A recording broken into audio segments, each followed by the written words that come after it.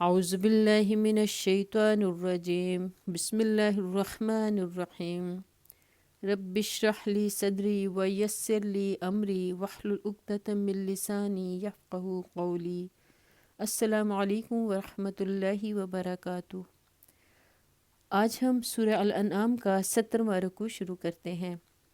بسم اللہ الرحمن الرحیم۔ وَهُوَ الَّذِي أَنشَأَ جَنَّاتٍ مَّعْرُوشَاتٍ وَغَيْرَ مَعْرُوشَاتٍ وَالنَّخْلَ وَالزَّرْعَ مُخْتَلِفًا أُكُلُهُ وَالزَّيْتُونَ وَالرُّمَّانَ مُتَشَابِهًا وَغَيْرَ مُتَشَابِهٍ۔ وہ اللہ ہی ہے جس نے طرح طرح کے باغ اور تاکستان اور نخلستان پیدا کیے۔ تاکستان کا مطلب ہے انگوری باغ۔ کھیتیاں اگائیں جن سے قسم قسم کے ماکولات حاصل ہوتے ہیں۔ ماکولات کا مطلب ہے کھانے پینے کی چیزیں۔ زیتون اور انار کے درخت پیدا کیے جن کے پھل صورت میں مشابہ اور مزے میں مختلف ہوتے ہیں۔ کلوا من ثمره اذا اثمر وآتوا حقه یوم حصاده ولا تسرفوا انہ لا يحب المسرفین۔ کھاؤ ان کی پیداوار جب کہ یہ پھلیں، اور اللہ کا حق ادا کرو جب ان کی فصل کاٹو، اور حد سے نہ گزرو کہ اللہ حد سے گزرنے والوں کو پسند نہیں کرتا۔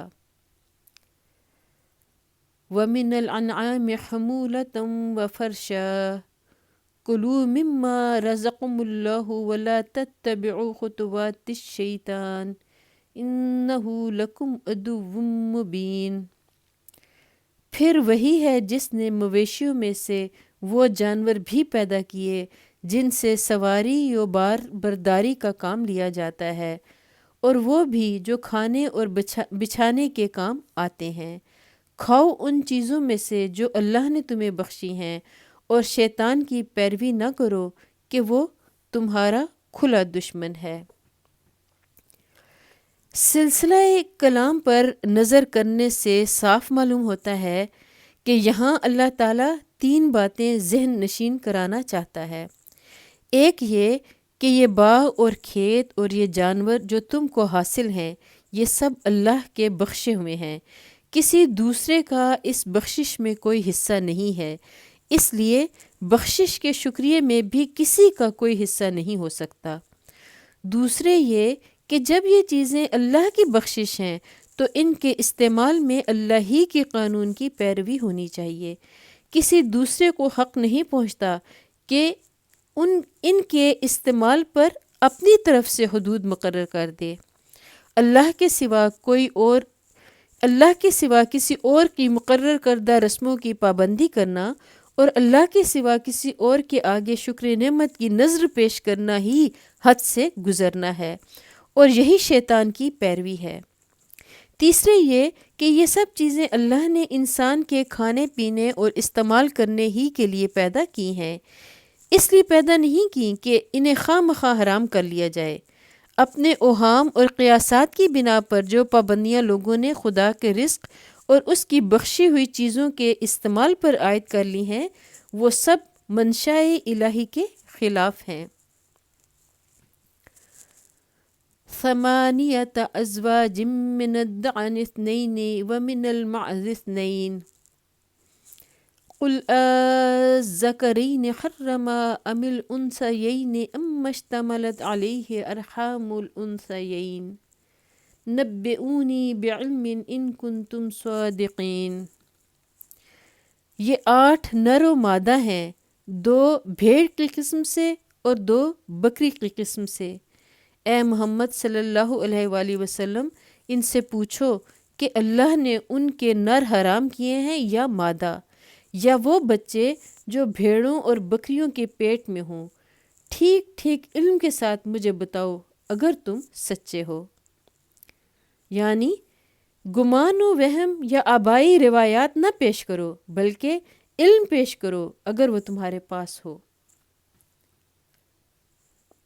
وَمِنَ الْإِبِلِ 2 وَمِنَ الْبَقَرِ 2 قل الذکرین حرم ام الانثیین ام اشتملت علیہ ارحام الانثیین۔ اور اسی طرح 2 اونٹ کی قسم سے ہیں اور 2 گائے کی قسم سے، پوچھو ان کے نر اللہ نے حرام کیے ہیں یا مادہ، یا وہ بچے جو اونٹنی اور گائے کے پیٹ میں ہوں۔